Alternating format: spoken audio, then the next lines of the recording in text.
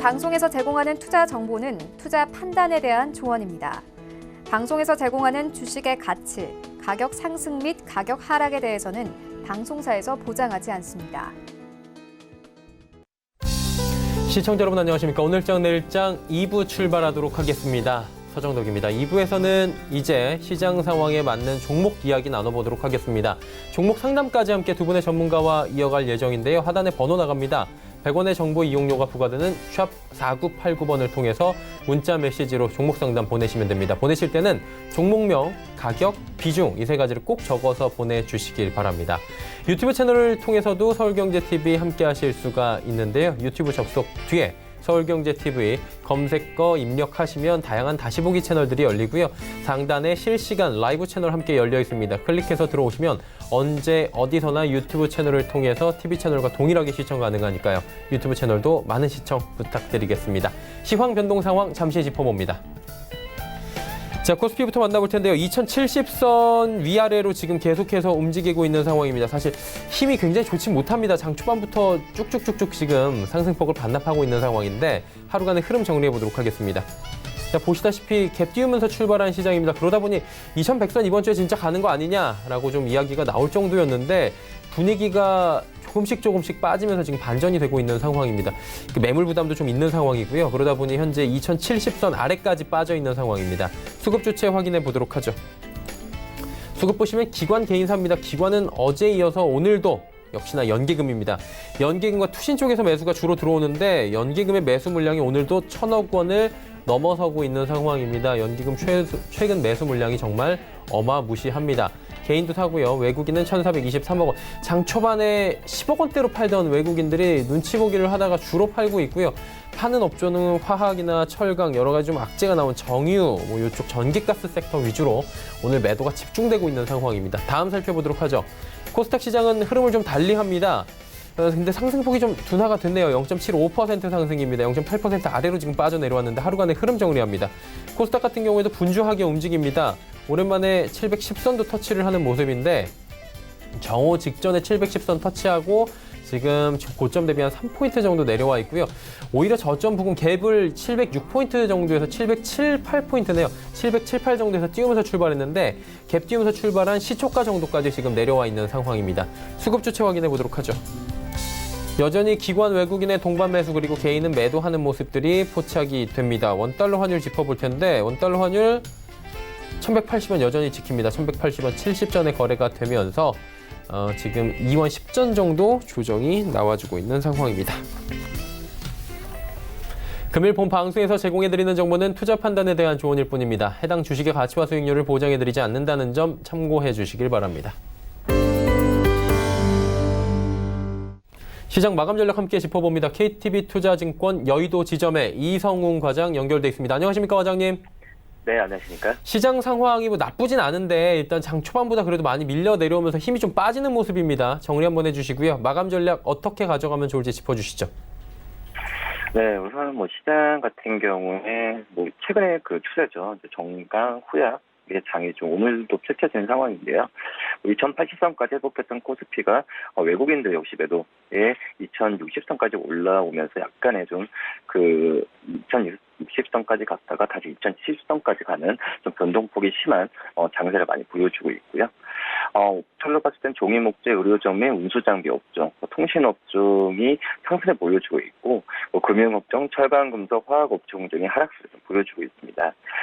지금 시장 같은 경우에는 어떻게 보면은 기준금리 인하 가능성이 좀 커지면서 위험자산에 대한 선호 심리에 대한 부분이 좀 강화되는 상황이 우리나라 증시뿐만 아니라 아시아 증시에 좀 강세를 좀 이끌고 있지 않나 판단이 되고 있고요. 미국 증시 같은 경우에는 아직까지 무역 분쟁 완화가 나오기는 좀 시기상조지만은 어느 정도 저평가 메리트에서 반등하는 것으로 한다면 이 부분도 오늘 시장에서는 그나마 좀 반영이 되지 않을까 이렇게 판단이 됩니다. 추후에 봤을 때는 이런 무역 분쟁 완화나 기준금리 인하에 대한 기대가 보다 구체화된다고 한다면 단기적으로는 금융시장에서 주식을 비롯한 이 위험자산에 대한 관심이 높을 가능성이 크기 때문에 지금 현재 적극적인 매매 전략보다는 이 부분을 확인하고 들어가는 전략이 좋지 않을까 이렇게 좀 판단됩니다. 자, 그렇다면 오늘 남은 시간 동안에 지금 관심 갖고 지켜볼 만한 종목이 있을 것 같은데요. 어떤 종목을 좀 말씀해 주시겠습니까? 네, 말씀드릴 종목은 이제 슈프리마 네. 말씀을 드리도록 하겠고요. 슈프리마는 제가 몇 주 전, 몇 달 전에도 항상 몇 번 추천주로 말씀을 드리는 종목인데, 최근에 다시 한번 좀 상승세가 좀 나오는 걸 본다고 한다면, 이 슈프리마에 대한 매수 타이밍이, 지금도 좀 유효하지 않나, 이렇게 좀 생각이 되고 있습니다. 역시 바이오사인과 이 바이오 인식 솔루션에 대한 실적에 대한 본격적인 반영 시기가 2분기부터 되지 않을까 판단이 되고 있고요. 우선 이 바이오사인 매출 같은 경우에는 고수익성이기 때문에 영업이익률에도 지금 현재도 20% 영업이익률을 보여주고 있는 슈프리마의 영업이익률이 더 올라갈 가능성이 좀 있지 않을까 이렇게 판단이 됩니다. 바이오인식 시스템 부분도 양호한 상황이라 볼 수 있겠는데요. 보안이나 편의성에 따른 바이오인식 제품 수요 증대가 계속 나와주고 있는 상태이기 때문에 우리나라도 아시다시피 52시간 근무제 그리고 여러 가지 보안에 대한 강화가 좀 사회적으로 많이 얘기가 되고 있기 때문에 이 알고리즘에 대한 슈프리마의 매출은 증가할 것으로 좀 보여주고 있고요. 한마디로 올해 같은 경우에는 이런 상황을 감안한다면은 영업이익 217억 정도로 작년 대비해서 78% 이상 올라갈 가능성이 좀 있지 않을까 판단이 되고 있습니다. 지금 현재 가격에서 매수를 해도 괜찮지 않을까 판단이 되고 있고요.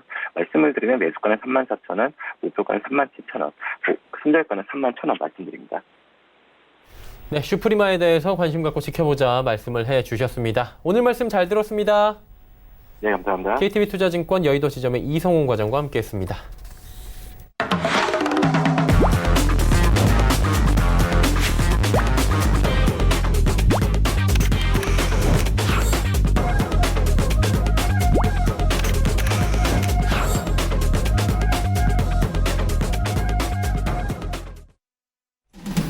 오늘장 내일장 2부 함께하고 계십니다.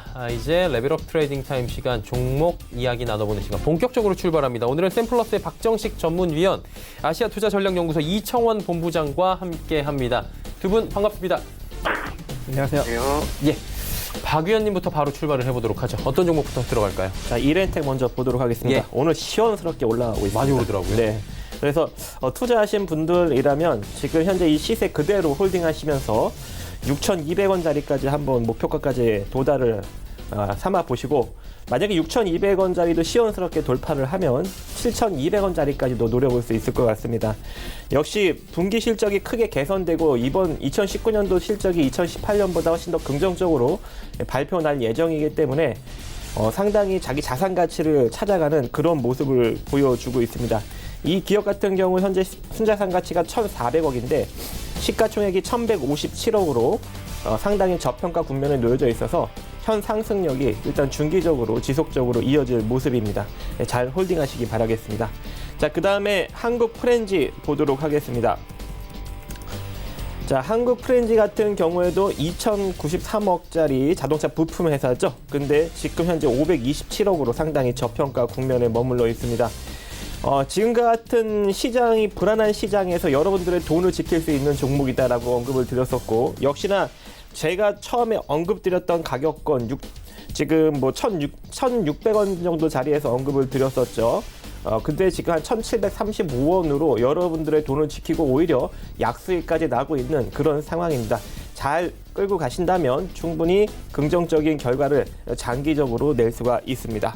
그 다음에 롯데쇼핑 보도록 하겠습니다. 자, 롯데쇼핑 일단은 15만 8천원부터 노려라. 그리고 내려와봤자 14만 8천원이 저점이다. 시장이 무너져도 빠질 자리가 없다라고 이야기를 드렸는데, 역시나 15만 6천원 저점을 찍고 지금 가격이 살짝 돌아서고 있습니다.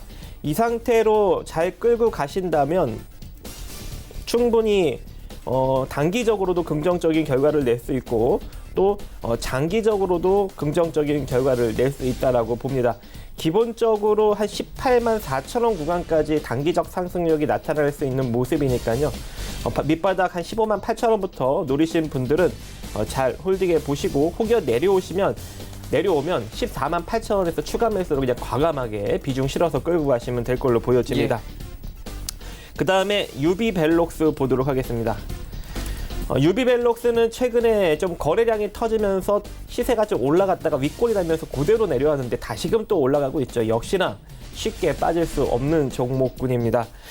일단은 이 기업도 자기 자산 가치 대비 상당히 저평가예요. 666억짜리가 흑자 내고 있고 지금 현재 시가총액이 463억으로 주가가 밀리더라도 크게 밀릴 자리가 없는 그런 회사입니다.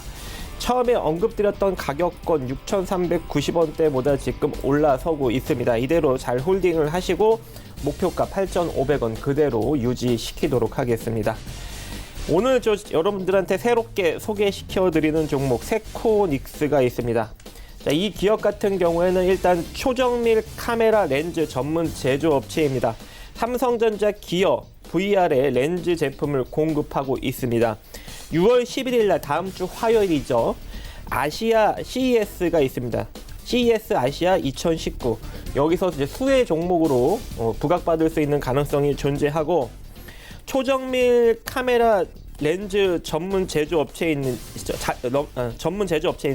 스마트폰용 그리고 차량용 카메라 렌즈로도 사용되고 있어서 자동차 관련 섹터로도 같이 엮일 수가 있습니다. 그래서 이 기업을 여러분들이 조금 주목하시면 좋을 것 같고 흑자 잘 내고 있고 2018년보다 역시나 2019년이 매출과 영업이익이 더 성장하는 추세로 나타나고 있습니다. 그리고 현재 시가총액이 자본 총계가 1294억인데 시가총액이 820억으로 저평가 국면에 머물러 있으니 여러분들이 안정적으로 노릴 수 있을 것 같고 지금 차트상 흐름을 보면은 조금 조정을 받더라도 6,650원짜리에서 지지받고 다시 재차 반등이 나올 수 있으니까 지금 현재 가격권에서 6,650원 구간까지 분할 매수로 접근을 하신다면 충분히 단기적으로든 중기적으로든 장기적으로든 긍정적인 결과를 낼 수 있다고 생각을 합니다. 네, 세코닉스까지 5종목에 대한 이야기 하나하나 들어봤고요. 이제 이청원 본부장 연결하도록 하겠습니다. 어떤 종목부터 출발해 볼까요? 예, 첫 번째 종목은 LG전자입니다. 예. 공사는 TV, 휴대폰, 그리고 생활 가전제품을 생산, 판매하고 있는 기업입니다. 사업 부분을 분류해보면 TV와 모니터, 그리고 PC 등을 생산하고 있는 HE 부분이 있고요. 이동 단말 기기를 생산하고 있는 MC 부분, 냉장고와 세탁기 등 생활 가전제품을 생산하고 있는 HA 부분 등으로 구성이 되고 있습니다. 핵심은 역시 이동 단말 기기를 생산하는 MC 부분과 생활 가전제품을 생산하고 있는 HA 부분입니다. 그중 MC 부분은 국내 시장에서 삼성전자에 비해 상당히 부진한 모습으로 지난 몇 년간 영업 손실을 지속적으로 기록을 하였고요. 이는 이동 단말 기기라고 할 수가 있겠죠. 그중에서도 휴대폰 사업부에서의 영향력이 상대적으로 미미한 것으로 받아들일 수 있기 때문에 단기간에 시장 판도를 뒤흔들기에는 매우 어려울 것으로 보입니다. 다만 HA 부분, 즉 생활가전 제품을 생산하고 있는 해당 부분에서는 공기청정기와 냉장고, 세탁기 등의 판매 호조가 지속되는 상황이라서 이제 흑자폭은 크게 증가할 수 있을 것으로 보여지고 해당 사업부는 영업이익이 전년 동기 대비 무려 28% 증가한 수치를 기록할 것으로 보입니다. 뿐만 아니라 해당 사업부에서의 판매가 적어도 계속해서 이어질 것으로 보이는 만큼 실적의 우려는 사실상 없다고 해도 좋을 것 같고요. 이러한 맥락에서 보았을 때 올해 LG전자의 매출액, 영업이익, 당기순이익, 즉 실적에서는 전체적으로 나타날 것으로 보여지고 매출액은 63조, 영업이익은 2조 8천억 원 수준이 전망이 됩니다. 수급은 최근 외국인과 기관의 매수 우위가 나타나고 있습니다. 특히나 외국인의 지속적인 매수세는 시장 매수세와 일정 부분 반대 흐름을 보인다는 점에서 오히려 높게 평가할 수 있을 것 같고 기간 또한 5월 말부터 연기금을 중심으로 해서 유입이 되는 만큼 지금의 흐름은 조금 더 이어질 수 있을 것으로 보입니다. 기술적으로 보게 되면 우선 중요한 가격대는 78,800원입니다. 그런데 오늘이죠. 일시적으로 이 가격대를 이탈한 것으로 보여지지만 사실상 해당 가격대에서의 조정은 어느 정도 나올 수 있는 만큼 크게 걱정하실 필요는 없을 것 같습니다. 현재 가격에 매수를 하시고요. 목표 가격은 94,500원, 손절가는 7만 원 제시해 드리겠습니다. 다음 종목은 LB세미콘입니다. 공사는 반도체 칩과 패키지의 설계, 그리고 서비스를 주된 사업으로 영위하는 기업입니다. 그리고 많은 사람들이 아는 것처럼 방탄소년단 관련 종목으로 엮여 있는 상황입니다. 참고로 방탄소년단의 소속사는 현재 장외 주식이죠. 빅히트 엔터테인먼트인데 이 회사에 투자한 LB인베스트먼트라고 하는 회사가 그리고 그 회사가 동사의 최대 주주인 LB의 자회사라고 하는 점에서 방탄소년단 관련 종목으로 엮여 있습니다. 현재 방탄소년단은 전 세계적으로 많은 인기를 누리고 있죠. 런던 웸블리에서의 공연, 미국과 유럽, 남미 등 각종 공연과 음원 수익을 기록하고 있는 상황입니다. 현재 인기가 예전 비틀즈 수준에 버금간다고 할 만큼 대한민국은 물론 세계적인 아티스트로의 이미지를 구축하는, 즉 월드스타라고 하는 평가도 결코 잘못된 건 아니라고 보입니다. 덕분에 관련 기업들 모두 주가 흐름이 좋습니다. 특히 동사가 가장 민감하게 반응하고 있는 것으로 보여지는데 지금의 주가 흐름을 단순하게 방탄소년단 관련한 부분에서만 찾을 필요는 없을 것 같고요. 오히려 동사의 실적에 주목할 필요가 있습니다. 지난해 기준으로 매출액과 영업이익 및 당기순이익, 즉 실적이 전년 대비 크게 증가했습니다. 그리고 올해 매출액은 약 3,821억 원, 영업이익은 619억 원 수준이 전망이 되는데 그 중에서도 영업이익은 전년 대비 225%나 증가할 것으로 보입니다. 결국에는 동사의 경우 방탄소년단 테마 종목으로서 엮여 주가가 상승하는 것으로 받아들이는 것도 있지만 그것보다는 동사의 가치가 더욱 부각된다라고 하는 면도 반드시 기억할 필요가 있습니다. 그래서 테마와 실적 모두 견인한 동사의 주가가 장기적으로는 분명히 더 높은 수준에 있을 것으로 보여집니다. 매수 가격은 현재가 제시해 드릴 거고요. 목표 가격은 15,000원, 손절가는 8,800원 제시해 드리겠습니다. 다음 종목은 자화전자입니다. 동사는 각종 전자제품의 구동 모터를 제조, 판매하고 있는 전자부품 제조업체입니다. 핵심은 역시 카메라 부분입니다. 특히 국내 전략 거래선의 스마트폰 차별화 전략이 카메라 변화로 판단이 되었고 기존 프리미엄 모델에 3개의 레인지가 있는 트리플 카메라를 제공하고 있는 상황에서 수요 증가에 따른 평균적인 공급 단가 상승이 나옴에 따라 올해 매출액과 영업이익이 대폭 증가할 것으로 보입니다. 지난해 실적은 좋지 않았습니다. 영업 손실이 77억 원이 났는데 기존 매출액의 감소와 당기순이익의 적자 전환이 된 것도 좋지는 않은 모습입니다. 하지만 올해 매출액은 전년 대비 9% 정도 증가할 것으로 보여지고요. 그 중에서도 영업이익은 전년 대비 5,940%나 증가한 338억 원 수준이 전망된다라는 점에서 올해 그리고 이제 중반을 향해 가는 현 시점에서 해당 종목을 눈여겨봐도 좋을 것으로 보입니다.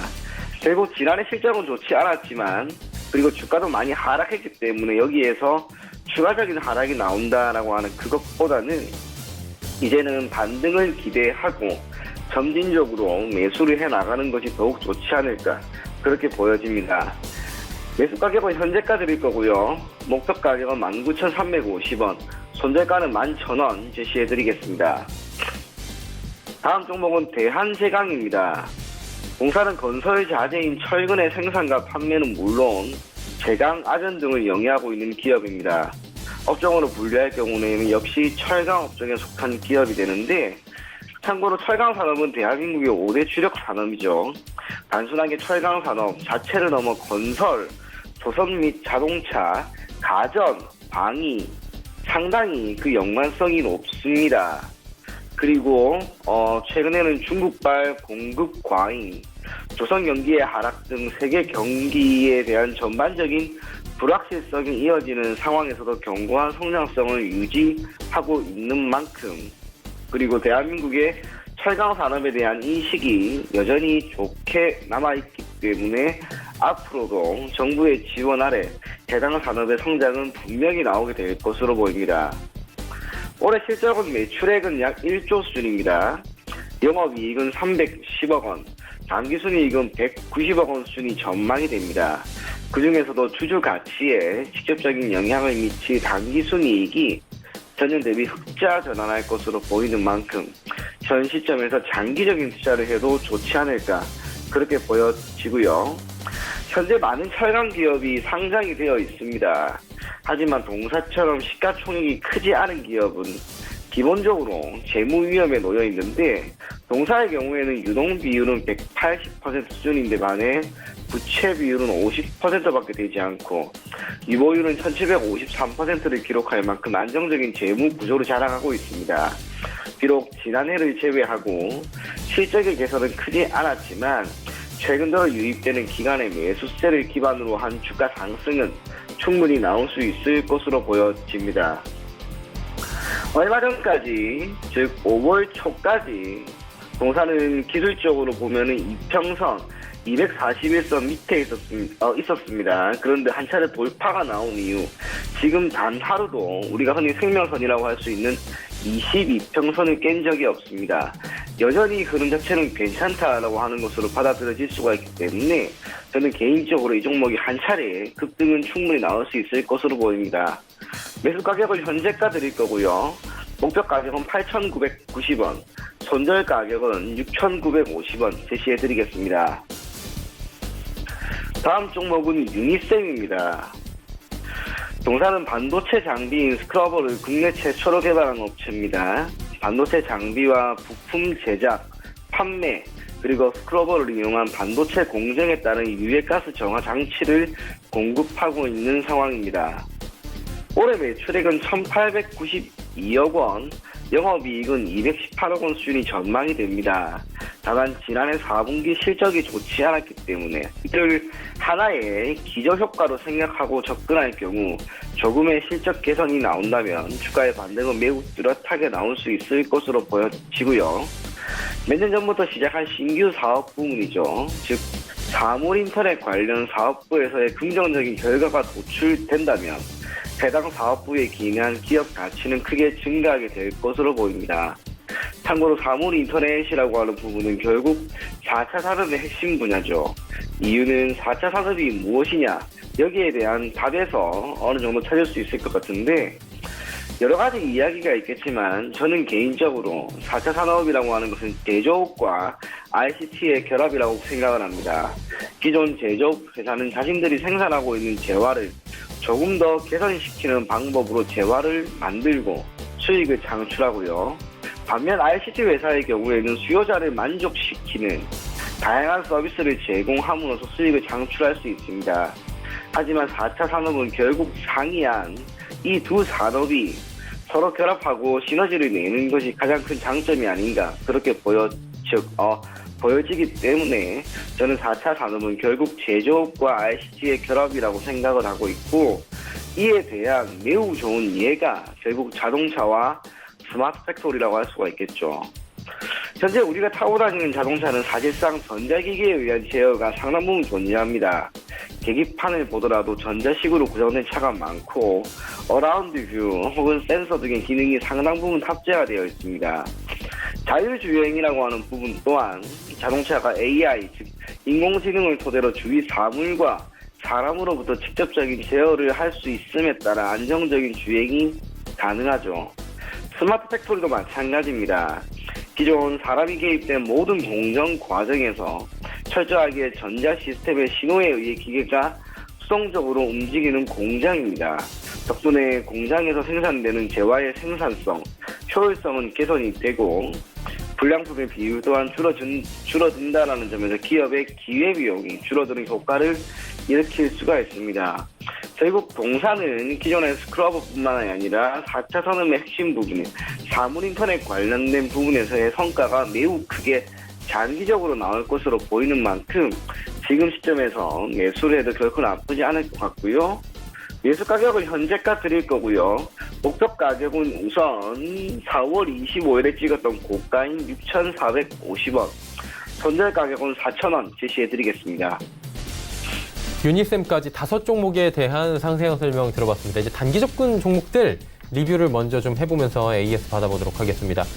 박 의원님 지난 시간에 TSE 말씀해 주셨어요. 네. 결과 어땠습니까? TSE 예. 그 자리에 있는 것 같습니다. 아직까지는 안 움직였네요. 네, 예. 움직이지 않고 있습니다. 어떻게 할까요? 일단은 홀딩 의견 드리겠고요. 예. 혹여 지금 현재 이 8,000원짜리가 혹여라도 무너진다면 잠깐 본전 처리했다가 밑에 7,480원짜리에서 재매수하는 전략도 같이 제시해 드리도록 하겠습니다. 그래서 일단은 8,000원 깨지기 전까지 홀딩, 깨지면 회수했다가 7,480원에 재공략 제시해 드리고요. 그 다음에 이제 신규 종목은 오늘 새롭게 제가 갖고 나온 세코닉스를 여러분들한테 이야기해 드리고 싶고, 이 종목이 일단 다음 주도 긍정적으로 흘러갈 수 있는 지금 흐름이에요. 주봉상 패턴을 보더라도 오늘 첫 양봉이죠. 조정이 들어가더라도 6,650원 정도가 한계점이니까 요거를 지금 가격부터 6,650원까지 모아 가셔갖고 다음 주에 단기적인 수익을 실현하시면 좋을 것 같습니다. 단기적인 수익 실현은 대략 짧게는 7,650원에서 조금 길게는 8,200원까지 이렇게 제시해 드리도록 하겠습니다. 네, 알겠습니다. 세코닉스까지 말씀을 해 주셨고요. 자, 다음은 제일기획을 추천해 주셨던 이청원 본부장님. 제일기획 같은 경우에는 큰 움직임은 포착이 안 됐는데 어땠어요? 네, 이야기하신 것처럼 큰 폭의 변동성은 없었습니다. 그런데 매우 조금씩이죠. 분명 주가는 계속해서 조금씩 우상향하는 흐름이 나오고 있는데, 제가 지난번에 이 종목을 추천을 했던 이유가 뭐였냐면, 시장이 현재 매우 불안했단 말이에요. 그래서 어떤 종목을 편입해도 사실상 단기적으로 슈팅이 나올 만한 가능성이 있었던 종목이 제가 그때 없었습니다. 그런데도 불구하고 제일기획을 추천했던 이유는 철저하게 리스크 관리의 입장에서 일반적으로 지금과 같은 변동성이 확대가 되는 국면, 더군다나 주가의 상승보다는 하락에 더 무게가 있는 이러한 시점이라면 적어도 변동성이 적다 하더라도 주가가 완만한 우상향 흐름이 이어지고 있고 외국인의 매수세 또한 유입되는, 저는 제일기획 이런 기업이 결국에는 크게 주가 상승이 나올 수 있을 것으로 봅니다. 단기적으로 움직임은 나오지 않았지만 분명히 제가 당시에 추천했던 가격 부근에 여전히 있고요. 지금 구간에서 이 종목을 봐도 괜찮느냐 그런 질문이 많이 나오는데 동일합니다. 제일기획은 지금 모습 그대로 천천히 올라갈 것으로 보입니다. 그래서 제일기획 현재 보유하고 계신 분들은 계속해서 홀딩을, 또 지금 시점에서 들어가려고 하는 사람은, 투자자분들은 가급적 지금 시점도 결코 늦지 않은 만큼 포트폴리오에 적절한 비중을 토대로 편입할 것을 권해드리겠습니다. 네, 제일기획에 대해서 말씀을 해 주셨습니다. 현재 가지고 계신 분들은 홀딩 관점 말씀을 해 주셨고요. 그렇다면 오늘 시장에서는 어떤 종목이 좀 단기적으로 괜찮아 보이십니까? 저는 LB세미콘이라고 하는 기업인데요. 지금 LB세미콘 같은 경우에는 조금 전에 설명을 했던 것처럼 방탄소년단 관련된 이슈, 그리고 방탄소년단이라고 하는 매우 큰 호재거리를 가지고 있는 기업입니다. 주가 또한 올 2월부터 계속적으로 상승을 하는 흐름이 나왔고, 비록 오늘 한 차례 음봉이 나왔지만 장중에 6% 수준의 상승이 나올 만큼 여전히 매수세는 강하게 있습니다. 이런 기업이 일정 부분 조정이 나온다 하더라도 주가는 결국에는 다시 한번 반등이 나올 것으로 보여집니다. 그게 아니라 오늘이 만약에 적절한 눌림 구간이라면 사실상 동사 같은 경우에는 월봉이나 주봉, 일봉 바로 위에 매물이 없단 말이에요. 그래서 한 번의 이슈와 함께 크게 상승을 할 수 있는 만큼 가급적 LB세미콘을 지금 눌림이 발생하는 시점에 들어가시고요. 목표 가격은 제가 15,000원을 우선은 제시해 드릴 건데, 만약 단기적으로 트레이딩을 한다면 10% 정도 수준이 기대되는 11,500원 정도만 보고 나오시면 좋을 것 같습니다. 손절가는 계속 8,800원 지켜주실 것을 권해드리겠습니다. LB세미콘 방탄소년단 관련주로 아직까지 모멘텀이 살아있다. 단기 접근 괜찮아 보인다라고 짚어주셨습니다. 자, 3시 10분 향해 달려가고 있고요. 이 시각 특징주들 살펴보도록 하겠습니다. 오늘 시장의 특징주를 말씀해 주셔도 되는데 어떤 종목이 좀 잘 보이시던가요? 저는 좀 오늘 오디텍이 조금 특징적으로 보였습니다. 예, 오디텍. 급등 한번 나오지 않았나요? 그렇죠. 오늘 좀 상승력이 한 갔었죠. 20% 정도 상한가 말렸다가 풀렸습니다. 예. 지금 한 20% 정도 상승력이 나타나고 있는데 신기하게도 돼지열병에 엮였습니다. 자회사가 일단 돼지열병 백신 개발 소식을 전하면서 이 돼지열병 관련주로 강력하게 지금 수급이 몰리고 있는 상황이고요. 자회사 MBM은 이 돼지열병, 돼지 흉막 폐렴 그리고 구제형 및 광우병을 적용한 경구용 제조와 백신을 개발을 마쳤다라고 이제 이야기를 하면서 전임상을 마쳤으며 조만간 임상 시험을 신청할 계획이다라고 언론에 알리면서 상승력이 지금 나타나고 있는 상황입니다. 반도체 제조 공정을 바탕으로 비메모리 반도체 칩과 센서 모듈을 만드는 그런 회사예요. 원래 오디텍이. 그래서 이 시스템의 수직 계열화된 제품을 생산하는 그런 탄탄한 좀 중소기업인데 지금 자회사로 인해서 돼지열병 관련주로 급등력이 잘 나타나고 있습니다. 순자산 가치는 1175억인데 현재 시가총액이 지금 급등이 나오고 있는데도 불구하고 843억으로 상당히 저평가 국면에 있거든요. 그래서 이 시세는 단기적으로 지금 현재 한 방으로 끝날 것 같지는 않아요. 내려오면 6,650원에 기술적으로 매수 공략이 가능할 것 같고요. 이대로 다시 상승력이 나온다면 안 가더라도 7,280원 정도까지는 단기적으로 짧게 끊어서 수익을 낼 수 있을 것 같고, 만약에 이대로 조정 주지 않고 상승력이 나온다면 한 8,700원 내지는 9,300원 정도까지 상승력이 나올 수 있지 않을까라고 생각을 합니다. 보유하신 분들은 6,650원 깨지기 전까지 지속적으로 홀딩을 한번 해보시고요. 이대로 잘 상승한다면 8,700원까지 1차적으로 한번 노려보시고 돌파되면 9,300원까지 보시면 좋을 것 같습니다. 네, 알겠습니다. 특징주 오디텍 말씀을 해주셨습니다. 일단 최근 시장은 돼지열병과 어떻게 엮이느냐 이 부분으로 진짜 귀결이 될 정도로 돼지열병 관련 테마주만 움직이고 있다 이렇게 보여지는데, 이청원 본부장님 궁금합니다. 어떤 종목이 좀 특징적으로 보이시던가요? 저는 마이크로 디지털이라고 하는 오늘 신규 상장된 종목입니다. 지금 현재 기준으로 동사의 주가가 1% 정도 상승을 하고 있습니다. 참고로 장 초반만 하더라도 이 기업이 거의 상한가까지 진입을 했는데 여러 가지 이유로 어쨌거나 주가가 지금 다 밀려버렸죠. 그러다 보니 현 시점에서 이 종목을 어떻게 해야 될 건지, 또 장기적으로 봐도 어떻게 해야 되는지 여러 가지 부분들에 대해서 이야기가 오고 갈 수 있는데, 첫 번째로 생각해야 될 것은 신규 상장 종목을 우리가 매수하거나 그 종목을 포트폴리오에 편입할 때 신경 써야 되는 것이 바로 공모가입니다. 공모가 대비 신규 상장 첫날부터 너무 큰 폭의 주가 상승이 나오면 사실상 매도 물량은 바로 나와버리겠죠. 그렇기 때문에 매우 위험한데, 동사 같은 경우에는 공모가가 23,000원이었단 말이에요. 그런데 현재 주가는 42,000원, 물론 장중에 무려 53,000원까지 갔습니다. 주가가 2.5배까지나 상승을 하면 필연적으로 매도 물량은 많이 나올 수가 있겠죠. 그래서 언제나 신규 상장 종목에 들어갈 때는 공모가를 반드시 확인해 주실 것을 권해 드리고요. 오늘처럼 주가가 이렇게 밀려버리면 이제 장기 투자를 할 수밖에 없습니다. 특히 53,000원 이런 데 사신 분들은 거의 대다수 손실인데, 신규 상장 종목이라고 하는 해당 이슈 그 하나 때문에 계속해서 보유를 하려고 한단 말이에요. 그리고 그때 봐야 될 게 바로 기업이 현재 보유하고 있는 재무 구조입니다. 동사 같은 경우에는 유동 비율은 약 510% 수준인데 만약 부채 비율은 30%, 유보율은 500%를 넘어가는, 사실상 기업의 재무구조 자체는 나쁘지 않습니다. 그렇기 때문에 현재 이 종목에 만약에 5만 원대 이상으로 가신 분은 결국 장기 투자를 할 수밖에 없다. 그렇다면 기업의 재무 구조가 좋기 때문에 어느 정도는 보유를 해도 저는 그거 나쁘지 않다라고 봅니다.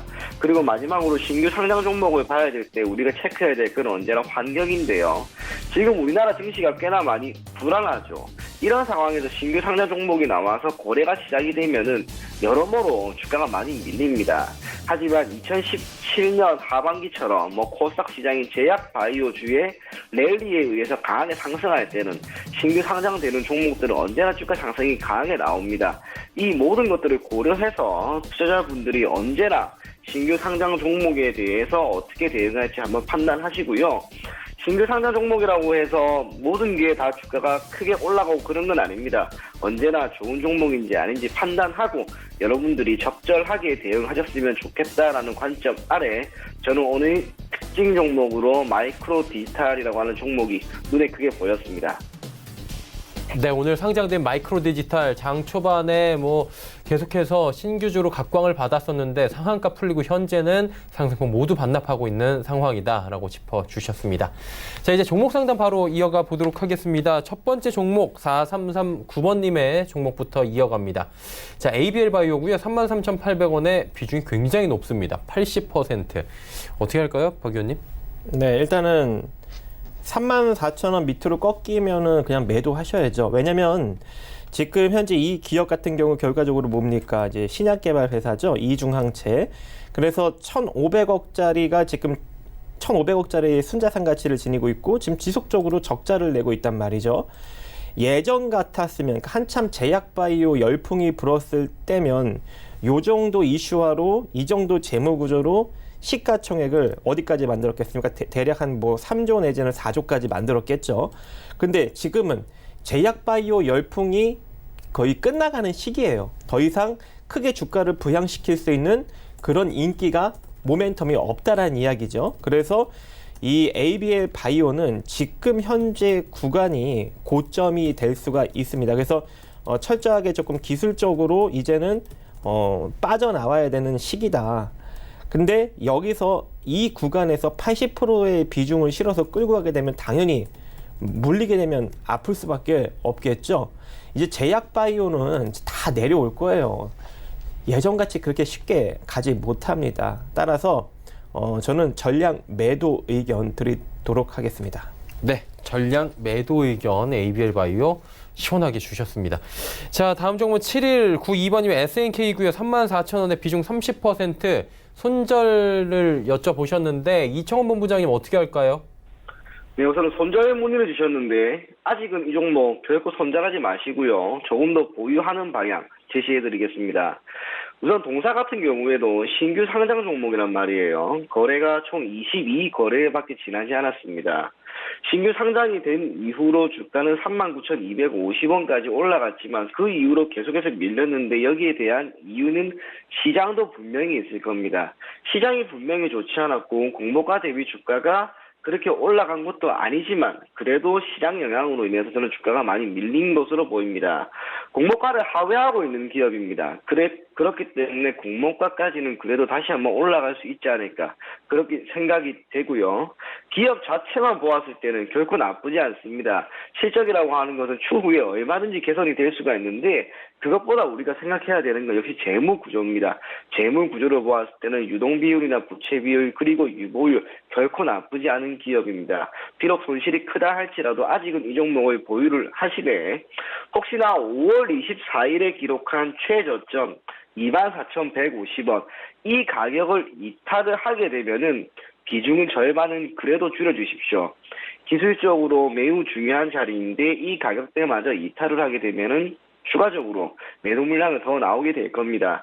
그래서 손절 가격은 24,150원에서 비중 절반을 제시해 드리고요. 만약 이 가격까지 내려가지 않고 주가가 계속 횡보를 한다면 계속해서 보유를 하면서 매수 단가를 목표가로 잡고 대응하면 저는 크게 문제는 없으리라 봅니다. SNK 말씀을 해주셨습니다. 다음 종목 상담 바로 이어갑니다. 세 번째 종목은 차바이오텍이고요. 3307번님 26,350원의 비중 20%인데 공교롭게 박 의원님한테 오늘 네. 제약바이오가 자꾸 오는데 그러게요. 좋은 소리 안 나올 것 같아요. 안 나오죠? 예.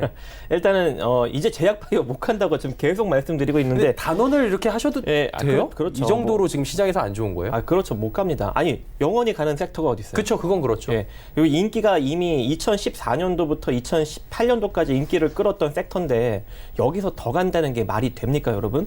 못 가요, 진짜.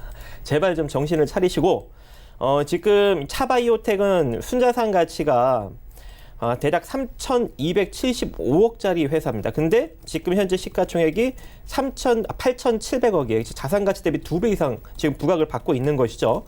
제가 차바이오텍을 긍정적으로 언급했던 시절이 있었어요. 왜냐면 다른 제약바이오 섹터들은 다 급등력이 나오는데 차바이오텍이 줄기세포 섹터만 움직이지 않고 있었던 얘기죠. 그때가 2017년 한 9월경이었는데 이때 차바이오텍이 이제 만약에 끝물에 상승이 나올 제약바이오 섹터는 줄기세포 섹터다. 그 줄기세포 섹터의 대장은 차바이오텍이 될 것이다라고 하면서 제가 언급을 드린 적이 있었는데 예전에요. 진짜 이제 급등력이 엄청나게 나왔단 말이죠. 10,000원에서 40,000원대까지. 그래서 그때 이거 딱 나오고 얘는 이제 끝이에요. 이 종목은. 그리고 쭉 차트를 보시면은 급락이 한번 나왔잖아요. 그죠? 2018년 1월 달부터 2018년 7월 달까지 급락이 나오고 정확하게 50% 되돌림 줬습니다. 27,700원까지. 그리고 다시 죽는 거죠.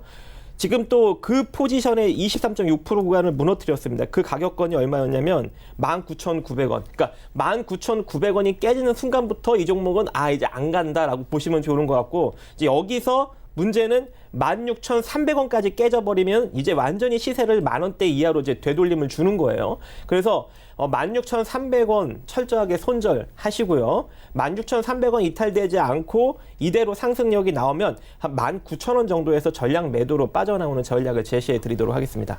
일단은 손실을 최소화를 시키는 것은 필요하겠지만 지금 빠른 탈출을 좀 계속해서 권유를 해주고 계시고요.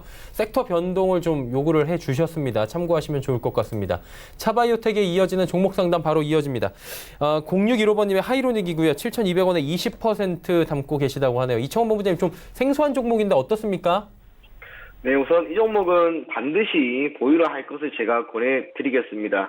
손실이 그렇게 큰 상황이 아니고, 더군다나 얼마 전에 거래량이 크게 증가하면서 주가가 크게 상승을 했는데, 근본적인 원인은 1분기 영업이익이었습니다. 비록 금액 자체는 크지 않지만 전년 대비 약 7,800%나 증가했다라고 하는 하나의 이슈와 실적에 주가가 크게 상승을 했는데, 아직까지 해당 부분에서의 이슈가 저는 분명히 수급으로 남아있다라고 생각을 합니다. 거래량 기준으로 보더라도 대략 5,740원, 이 가격대에서 지지만 잘 이루어진다면 한 차례 정도는 더 반등이 나올 것 같고요. 투자자님이 현재 보유하고 있는 이 종목에 대한 매수 단가의 7,200원까지도 다시 한번 갈 수 있을 것으로 보입니다. 그래서 아직까지는 조금 더 보유하시되 5,740원이라고 하는 가격을 손절가로 잡으시고요. 목표 가격은 1차적으로는 매수 단가인 7,200원입니다.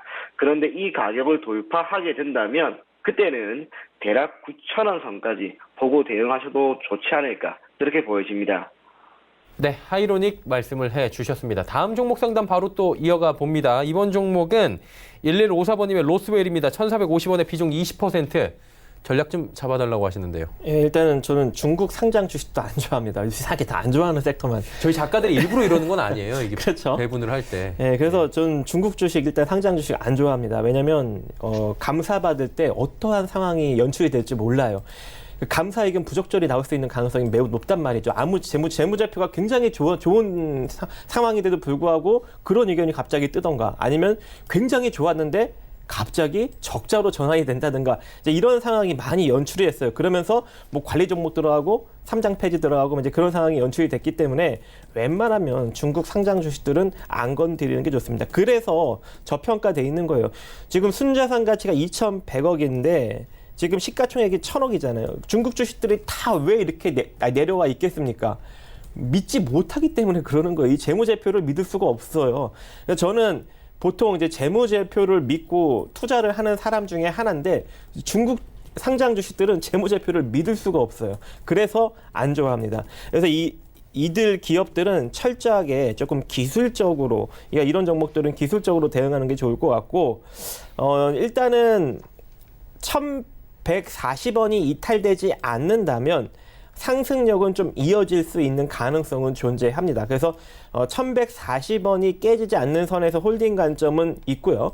1,140원이 깨진다면 전량이 일단 손절로 빠져나오는 것도 득이 될 것 같습니다. 그리고 1,140원이 이탈되지 않고 상승력이 나온다면 1,360원 정도에서 빠져나오는 전략을 제시해 드리도록 하겠습니다. 네, 로스웰에 대해서도 전략들을 주셨는데, 일단 중국 관련 종목들, 상장 주식들도 언제나 느끼는 거지만 갑작스럽게 지금 막 거래 정지가 되고 그러다 보니까 주의를 요구를 해주셨습니다. 다음 종목 이어갑니다. 다음 종목은 6489번님의 경농입니다. 16,800원에 이분 비중이 100%예요. 이청원 본부장님, 경농 어떻게 합니까?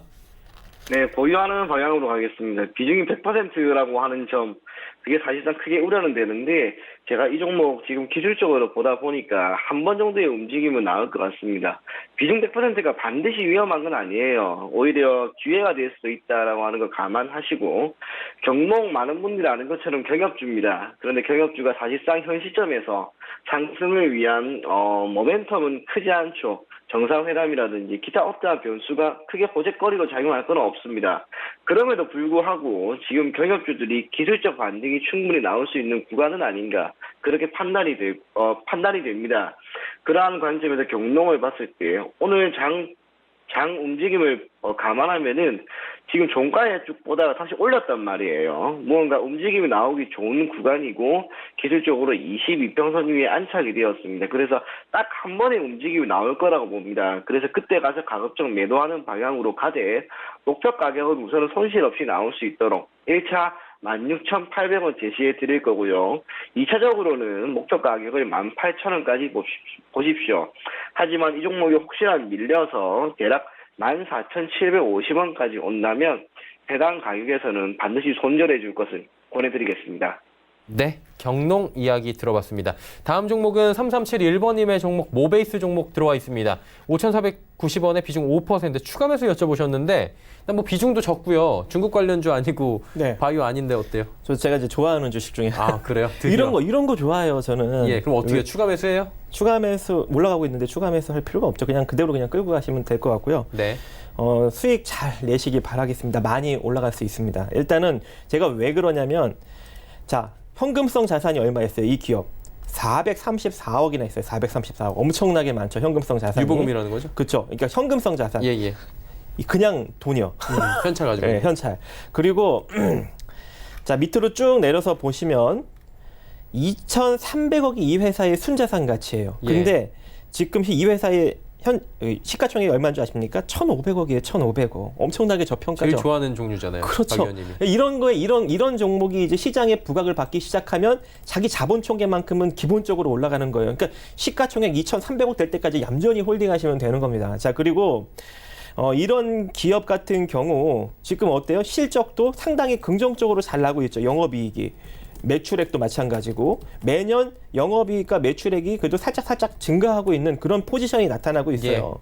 그리고 앞으로 스마트폰이 망합니까, 여러분? 안 망하겠죠? 오히려 더 업그레이드되고 새로운 제품이 나오고 그럼 휴대폰 케이스도 계속 업그레이드되고 새로운 제품이 나오고 다만 이슈화가 안 될 뿐인 거예요. 근데 최근에 이제 휴대폰 관련 부품주들이 시장에 주목을 받기 시작하면서 올라오고 있는 것이죠.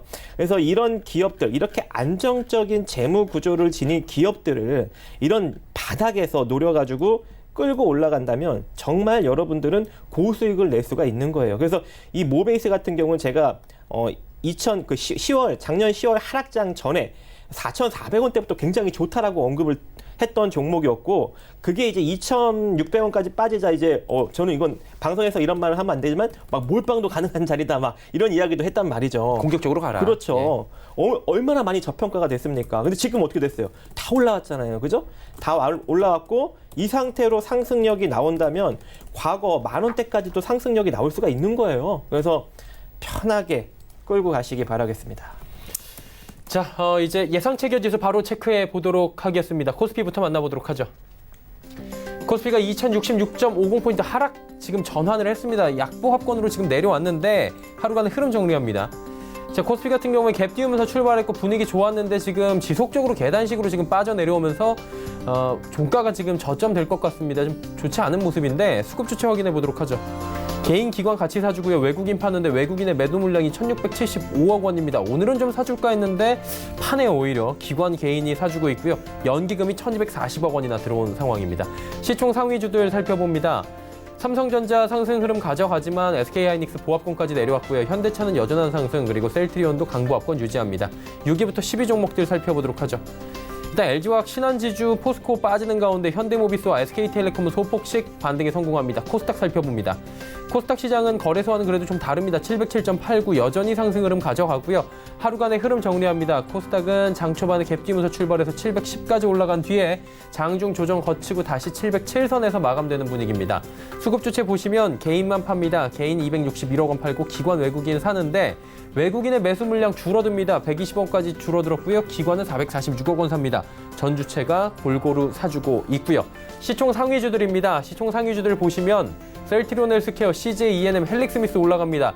신라젠, 헬릭스미스, HLB 가운데 헬릭스미스가 다시 반등에 성공하지만 신라젠과 HLB는 여전히 1%대의 하락입니다. 6위부터 10위 종목들입니다. 자, 펄어비스 올라가고요. 스튜디오 드래곤 7만 원은 깨졌지만 여전히 반등. 슈젤도 올라갔는데 메디톡스가 낙폭이 여전히 중국발 악재가 나왔는데 당사에서 뭐 사측에선 이상이 없다라고 했지만 여전히 하락이고요. 셀트리온 제약 약부 합권에서 오늘 시장 마감이 예상됩니다.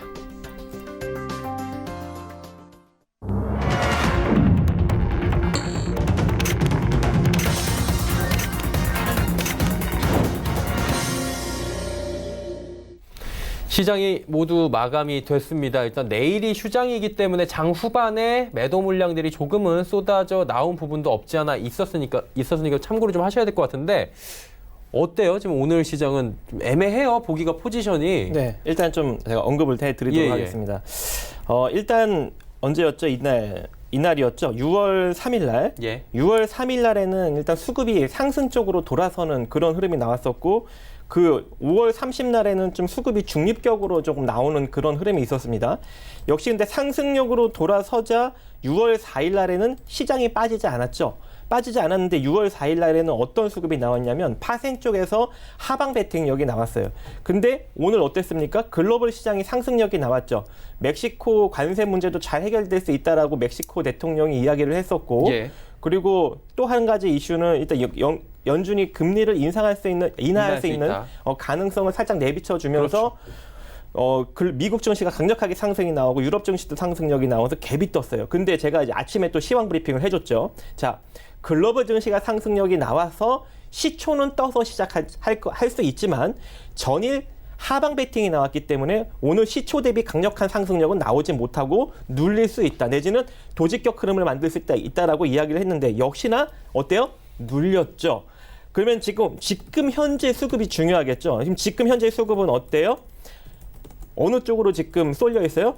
파생이 풋베팅 쪽으로 쏠려 있죠. 개인이 지금 콜만 엄청나게 잡고 있단 말이죠. 이렇게 된다는 건 결과적으로 금요일 날 시장에 쉽사리 상승력이 나오기 어려운 그런 베팅력이 나오고 있는 겁니다. 그래서 일단은 보수적인 시장 접근을 여러분들이 지속적으로 하셔야 될 것 같고 금요일도 우리 시장이 쉽사리 상승력은 나오기가 어렵다라고 생각을 하시고 대응을 하시고 오늘 또 수급이 좀 상승력으로 돌아섰으면 그나마 조금 긍정적인 결과를 낼 수가 있었을 것 같은데 오늘 핵심 지표가 있다고 했죠. 그게 뭡니까? 중국 차이신 제조업 PMI 예상치를 하회했어요. 지금 예상치가 54.3이었는데 52.7이 나오면서 역시나 경기 둔화 우려를 다시 한번 주고 있는 상황이고 오늘 저녁에 유럽 쪽 서비스업 PMI가 줄줄이 발표가 나오고 이것보다 더 중요한 게 미국 ISM 비제조업 PMI까지 오늘 발표가 나죠.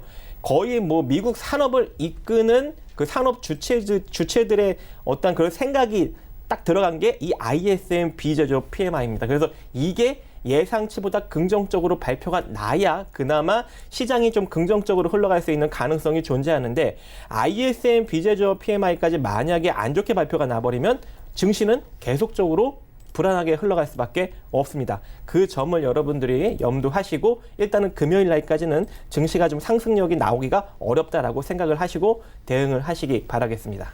금요일까지 좀 보수적인 관점이 갈 수밖에 없게 지금 시장이 만들어졌다라고 주셨는데 이청원 본부장님은 시장 어떻게 보셨는지 궁금하네요. 네, 꽤나 많이 아쉬운 흐름이 나왔던 오늘 장이었습니다. 그런데 그런 거예요.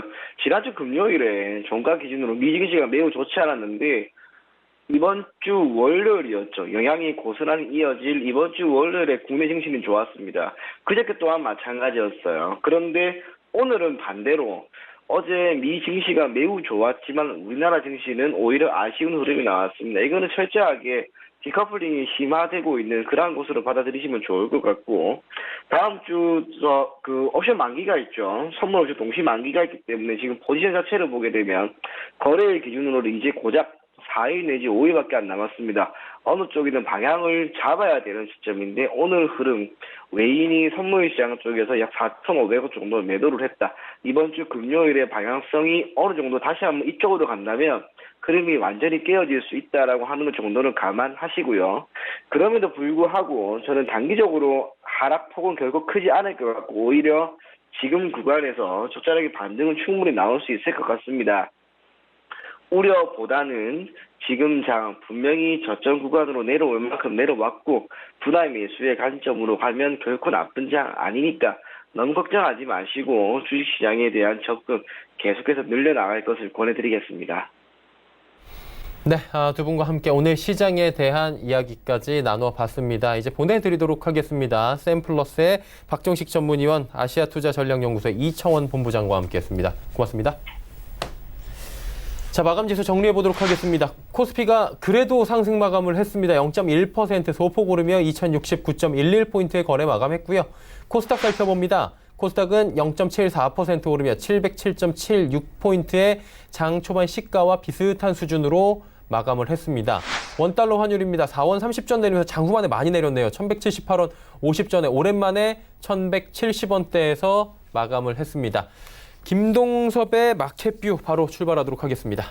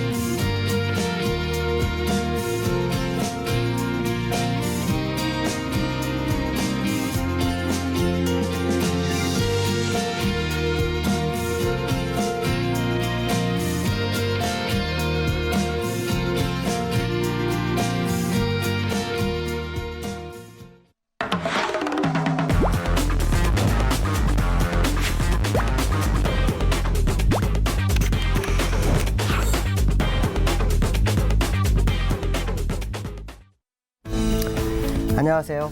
김동섭입니다. 전일 미국 시장이 급등을 했죠. 급등했는데 우리나라 시장은 강보의 모습입니다. 요 근래에 희한하게도 우리나라 시장이 청개구리가처럼 반대의 움직임이 보이는 게 특징이다라고 보셔야 될 것 같은데요. 오늘도 거래소는 소폭 상승, 코스닥은 거래소 대비 상당히 많이 상승한 그런 모습이었습니다. 수급적으로는 외국인들의 매도가 보이는데요. 외국인의 매도가 사실은 매수로 전환되는 게 가장 좋죠. 근데 금액으로는 매도인데요. 수량으로 보면은 딱히 매도라고 하기 어렵습니다. 왜냐하면 실제로 금액으로는 한 24만 주 정도 매도했고요. 그다음 비차익은 금액이 매도가 얼마 안 되는데 300만 주 이상 매수를 하는 모습이 나오네요. 제가 예전에 한번 이런 말씀드렸어요. 외국인들이 수급으로 금액으로 매도할 때 수량으로 매수를 전환하는 시점이 나오는지를 꼭 확인해라 했는데, 며칠 전 동안 계속 금액으로도 수량으로도 매수를 하다가 오늘은 금액으로는 매도인데 수량으로 매수를 하는 거 보면 시장 자체를 사고 있는 과정이 아닐까, 뭐 이런 생각도 해볼 수 있는 모습이고요. 또 하나는 연기금이 지금 1220억 또 삽니다. 대단한 공격적인 매매죠. 시장의 방향성을 어느 정도 예측을 하고 간다고 봐야 되겠죠. 일단 연기금의 매수가 이렇게 강하다면 일단 하락에 대한 부분이 만만치 않을 것이다. 오히려 조정을 줄지언정, 그러니까 그 조정이라는 것은 가격 조정이 아닌 시간 조정을 줄지언정 반등 국면을 유도하는 것이 현재 기금의 모습이 아닐까, 뭐 이런 생각이 좀 들고 있습니다. 포지션상으로 보면 지난번에 제가 양쪽 매도라고, 외국인 양쪽 매도라고 말씀드렸죠. 상방을 열기 시작을 했습니다. 근데 이게 왜 중요하냐면 다음 주가 만기죠. 내일 휴장이고 금요일 하루가 오면 또 이틀이 휴장입니다. 그렇기 때문에 사실 다음 주 만기가 바로 다가오죠. 근데 외국인들이 상방을 엽니다. 물론 완벽하게 열지는 않습니다. 중간에 매도가 있지만 매도를 다시 환매수하는 그런 모습이 관측되죠. 왜냐하면 5개 정도의 행사가가 콜 매도였는데 지금은 2개밖에 없습니다. 그러고 오히려 매수로 전환하는 모습을 보면 위쪽으로 공간을 열을 거 아닌가라는 생각이 듭니다. 특히 풋은 매도를 쳤고요. 기관들 같은 경우는 콜 쪽으로 매수로 강화하고 있습니다. 이 모습을 보면 상방을 좀 열려고 하는 모습이 아닐까라는 생각이 든다고 말씀드릴 수 있을 것 같습니다. 글로벌 이슈에 대해서 보도록 하죠. 자, 미국 시장이요. 25일선을 깨자마자 양봉을 세웁니다. 파월 연준 의장이요. 금리 인하 시그널을 줍니다. 경기가 둔화되게 되면 금리 인하를 할 수 있다. 이런 표현을 쓰는데요. 저는 사실 이걸 보면서 많은 고민을 합니다. 금리 인하를 한다는데 왜 고민해? 이렇게 할 수 있겠지만 제가 아는 상식으로 주가가 저점일 때거나 위기가 올 때 금리 인하를 하지 지금처럼 경기가 나쁘지 않은 상태에서 금리 인하, 특히 무역 분쟁으로 해서 경기 둔화 가능성을 제기하면서 금리 인하 이 얘기를 하는 게 좀 이해가 안 됩니다. 사실 미국은요 무역 분쟁을 하더라도 중국이나 여타 국가 대비로 그렇게 침체가 오질 않고 있어요. 오히려 실업률도 그대로 유지가 되고 있고요. GDP도 그렇게 나쁘지 않은 상황인데 금리 인하 시그널을 내보낸다? 이거에 대해서 저는 정말 고민을 많이 합니다. 왜냐하면 지금 이 자리에서 만약에 금리 인하를 했는데 시장이 뜨미지근한 상태가 되고 이 고점대에서 마무리하면서 금리를 인하를 다 흡수해버리는 상황이 발생했을 때 그때까지 무역협상이 해결되지 않고 또 멕시코 관세를 매긴 것처럼 주변 국가와의 무역 분쟁을 시도하는 트럼프의 모습이 나온다면 혹시라도 악재가 터져서 주가가 흘렀을 때 그때는 뭘로 막을 것이냐에 대한 궁금증이 생깁니다. 그걸 못 막게 된다면 미국 시장은 정말 큰 문제를 일으킬 수 있다고 봐야 되거든요. 그래서 지금 금리 인하의 카드를 만진 거는 정말 립 서비스 정도 아닐까? 아니면 정말로 중국과 무역 전쟁으로 인해서 미국이 침체를 들어갈 거를 예측한 시장의 모습일까? 뭐 이런 생각도 듭니다. 근데 사실 지금까지는요 무역 분쟁을 했지만 미국이 그렇게 나쁜 지표가 나오지는 않습니다. 현재까지는 잘 버티고 있거든요. 물론 항상 시장이 하락할 때는 일드 커브가 역전되는 모습이 있기 때문에 아마 그 부분에 대한 것도 시장에 영향을 미치지 않을까 뭐 이런 생각이 들지만 의외인 자리에서의 금리 인하 시그널은 정말 받아들이기가 어렵지 않을까. 굉장히 고민이 좀 많이 되고 있는 상황이고요. 그들이 어떤 행보로 마무리를 지을지 이것 또한 지켜봐야 될 아주 중요한 이슈인 것 같다라고 말씀드릴 수 있고요. 월봉은 제가 아마 이런 얘기를 했을 거예요. 이달이 되게 중요하지만 이달에 만약에 십자 도지의 양봉이 나오면 다음 달 한 달을 더 봐야 한다 표현을 썼죠. 일단 양봉이 나왔으니 십자 도지를 만들 수 있는 기회는 나온다라고 봐야 될 것 같습니다. 어쨌든 지난달에 장대 음봉을 완전히 메워주는 양봉이 나올지 더 치고 갈지 봐야 되겠지만 더 치고 가는 건 어렵다라고 판단된다면 일시적인 현상일 수 있겠다. 실제로 금리 인하가 되지 않는다면 쉽지 않은 행보가 될 것 같다라는 생각을 해봐야 될 것 같습니다. 자, 두 번째는요. 국내장에 대해서 좀 얘기를 해볼까 합니다. 경상수지 적자가요. 7년 만에 나왔습니다. 금액은 그렇지 않습니다. 이 경상적자가 나왔다라는 것은 상당히 의미를 좀 부여할 수 있죠. 이런 것 때문에 오늘 우리나라장이 미국 시장의 영향을 못 받았을까? 뭐 이런 생각도 좀 듭니다. 근데 이걸 보면서 저는 다른 생각을 합니다. 요 근래 원달러가 올랐잖아요. 왜 올랐을까에 대한 고민이 많았는데 설마 경상적자를 예측한 원달러의 상승? 뭐 이런 생각이 들었습니다. 원달러를 상약세로 끌고 가기 위해서 경상적자가 나왔지만 다음 달에는 경상적자 안 내겠다. 뭐 이런 의도가 깔린 게 아닐까라는 생각이 들었거든요. 자, 그 얘기는 무슨 말이냐면 원달러로 봤을 때 경상적자를 알고 원달러 약세를 준 상태에서 경상적자를 다시 흑자로 돌리려면 원달러를 상당 기간 유지해야 되거든요. 그렇다면 원달러가 추가로 내려오지 않는 상황이 발생할 수 있다는 생각하죠. 특히 제가 요 지점 만에 들어오는지 봤는데 추세선 제가 한번 그어놨는데 거의 그 자리에 왔죠. 만약에 들어오지 않게끔 유도한다면 원달러가 들어오지 않는데 주가가 올라갈 수 있을까요? 이거에 대한 궁금증이 또 생깁니다. 자, 그 얘기는 무슨 말이냐면 시장이 아까 말씀한 것처럼 포지션이라든가 외국인 수량이라는 이런 걸로 보면 매수인데 또 연기금 매수는 위쪽인데 원달러가 경상수 흑자를 제어하기 위한 의도적인 상승이었다면 내려오는 걸 막을 거기 때문에 주가가 변동성을 크게 위쪽으로 가져가겠냐라는 생각을 해볼 수 있다는 거죠. 그렇다면 지금 시장의 모습으로 봤을 때 우리가 어떤 생각을 해야 될까요? 원달러가 내려오는지 안 내려오는지 계속 확인해야 되지 않을까 이런 생각을 해봐야 될 것 같고요. 내일장은 쉬지만 모레와 다음 주장에 대한 예측을 해본다면 2075 안착이 굉장히 중요하다라는 표현을 썼는데 오늘 장중 한때 2086까지 갔다가 음봉이 나왔어요. 근데 음봉이 21선 위에서의 음봉이 나옵니다. 그러면 2075 안착이 시도가 금요일날 나오는지가 굉장히 중요하겠죠. 특히 캔들의 모습을 보시면요. 저점을 높이면서 올라갑니다. 장대 양봉 주고요. 십자 도지 줬고요. 십자 도지 위에서 음봉이 나왔어요. 그럼 갭을 메워준 거거든요. 그렇다면 다음 주 돌아오는 금요일에 양봉을 세워서 올린다면 일단 가고자 하는 의지는 생긴다는 거죠. 자, 문제는 앞서서 말씀드린 것처럼 원달러가 완벽한 반전의 모습이 나와야 됩니다. 그 반전이 나오지 않는다면 상승은 정말 제한될 수 있다는 생각을 해야 될 것 같고요. 특히 외국인들이 매도를 했다가 매수로 전환했는데 처음에 매도할 때는 아마 MSCI 편입, 중국 편입의 확대에 대한 부분이 영향을 줬는데요. 시간이 지나니까 그 변화가 따로 들어왔거든요. 근데 8월에 또 MSCI의 확대가 또 진행이 되기 때문에 자본이 또 나가야 됩니다. 그러니까 결론적으로 말하면 상승이 추세를 이루기는 굉장히 어려울 것이라는 생각을 해봐야 될 것 같고요. 반등 시 물량 축소 과정은 계속 겪어야 되지 않을까라는 생각을 합니다. 오늘 뭐 삼성전자나 SK하이닉스가 소폭 상승해서 시장을 바쳤지만 우리가 이걸 가지고 100% 대세 상승장 이런 거는 언급하기 어려울 것 같고요. 반등장 정도로 해석하는 게 가장 좋지 않을까 이렇게 말씀드릴 수 있을 것 같습니다. 오늘 여기까지 하겠습니다. 감사합니다.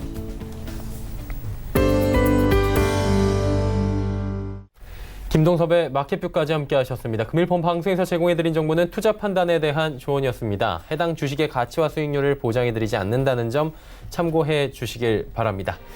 오늘장, 내일장, 내일 시간에는 어떤 전략과 종목으로 시장에 대응하면 좋을지 하이라이트를 준비를 해봤습니다. 함께 보시면서 금요일 시장을 미리 대응해 보시는 것도 좋을 것 같습니다.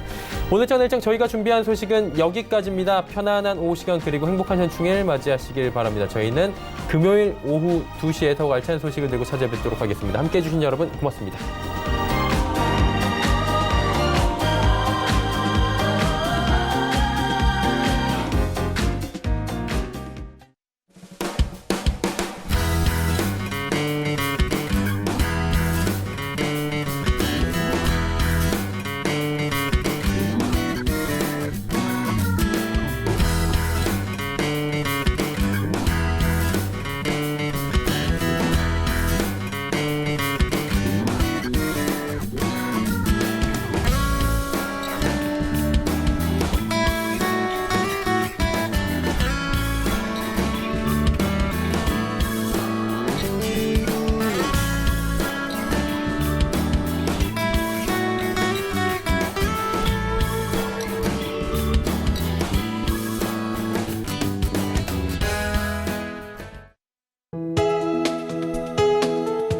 방송에서 제공하는 투자 정보는 투자 판단에 대한 조언입니다. 방송에서 제공하는 주식의 가치, 가격 상승 및 가격 하락에 대해서는 방송사에서 보장하지 않습니다.